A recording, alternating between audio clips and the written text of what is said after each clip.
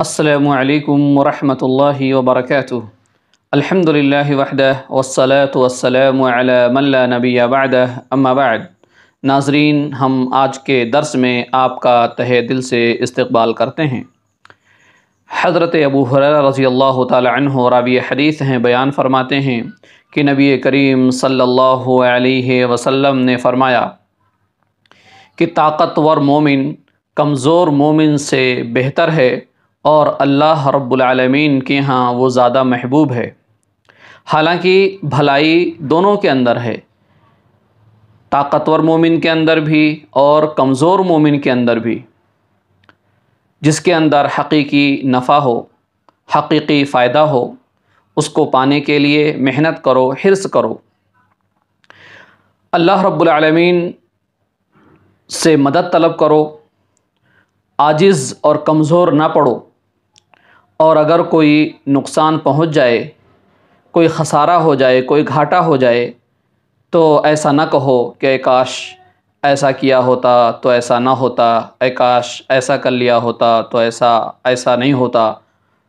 یہ نہ کہو، بلکہ کہو قدر اللہ وما شاء فعل، کہ اللہ رب العالمین کو جو منظور تھا وہ ہوا، جو ہمارے مقدر میں تھا ویسا ہوا۔ کیونکہ یہ لو، اگر مگر، کاش ایسا کر لیتا تو ایسا ہو جاتا، یہ شیطانی راستوں کو کھولتا ہے۔ یہ مسلم شریف کی روایت ہے۔ اس حدیث سے چند باتیں معلوم ہوئی۔ نمبر 1، ایک مومن کو ہمیشہ اپنی صحت کا خیال رکھنا چاہیے۔ اسے اپنی غذا، اپنے کھانے کو اچھا رکھنا چاہیے تاکہ وہ طاقتور رہے۔ کیونکہ ایک مومن اگر طاقتور ہے تو اللہ رب العالمین نے جو عبادات اس کے اوپر فرض کیے ہیں تو اس کو اچھے طریقے سے ادا کر سکتا ہے، اور دین کے راستے میں اگر مدد کرنے کی ضرورت ہے تو وہ اپنے آپ کو پیش کر سکتا ہے۔ حالانکہ کمزور مومن اور طاقتور مومن دونوں بہتر ہیں، اس لیے فٹنس کا خیال رکھنا چاہیے، صحت کا خیال رکھنا چاہیے۔ ایک مومن کو، اس کے پورے گھر والوں کو صحت مند، تندرست رہنا چاہیے۔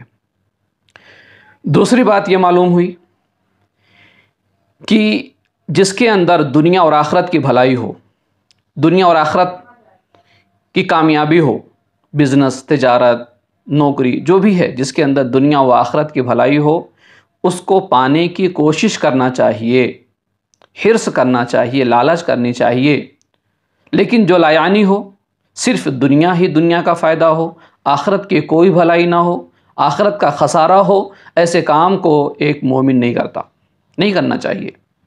اگر کوئی بزنس، کاروبار شروع کیا، اسٹارٹ کیا، اور اس کو خسارہ ہو گیا، تو ایسا نہیں کہ وہ اپنے آپ کو ملامت کرے، اے کاش ایسا نہ کیا ہوتا تو ایسا نہیں ہوتا، بلکہ اللہ رب العالمین پہ بھروسہ کر کے کوئی بھی کام شروع کرنا چاہیے۔ اور جب نقصان اور خسارہ ہو جائے تو اس کا تجزیہ کرنا چاہیے کہ یہ غلطی ہم سے کہاں ہوئی، دوبارہ وہ غلطی نہیں کرنا چاہیے۔ اور ایسا نہیں کہ ایک بار گھاٹا ہو گیا، ایک بار گر گئے تو دوبارہ نہیں کھڑے ہونا، ایسا نہیں ہے، بلکہ پھر میدان میں آنا ہے، پھر کاروبار کرنا ہے۔ عاجز اور مجبور نہیں ہو جانا ہے کہ ارے ہمارا تو گھاٹا ہو جاتا ہے، ہم کاروبار شروع کرتے ہیں تو چل نہیں پاتا ہے، خسارہ ہو جاتا ہے، ایسا نہیں، بلکہ اللہ رب العالمین پر بھروسہ کرتے ہوئے کام کو کرنا ہے، ہمت کے ساتھ اللہ پر بھروسہ کرتے ہوئے، اللہ سے مدد طلب کرتے ہوئے، اور جو غلطی ہوئی اس کا تجزیہ کر کے اس غلطی کو نہ دہرائیں اور اپنے آپ کو ملامت نہ کریں، اے کاش ایسا نہ کیا ہوتا۔ کیونکہ یہ لو، کاش کہنا، ایسا ویسا، اگر مگر، یہ سب شیطانی راستوں کو کھول دیتے ہیں۔ شیطان ہمارے دل کے اندر داخل ہوتا ہے اور وسوسے پیدا کرتا ہے۔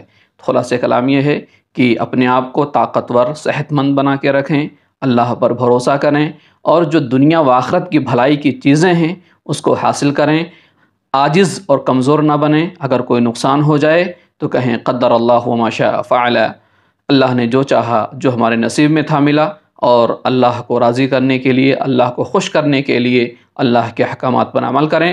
اللہ رب العالمین سے دعا ہے کہ ارحم الراحمین ہم سب کو حدیث کے مطابق عمل کرنے کی توفیق عطا فرما، آمین۔ وصلی اللہ علی النبی۔ السلام علیکم ورحمۃ اللہ وبرکاتہ۔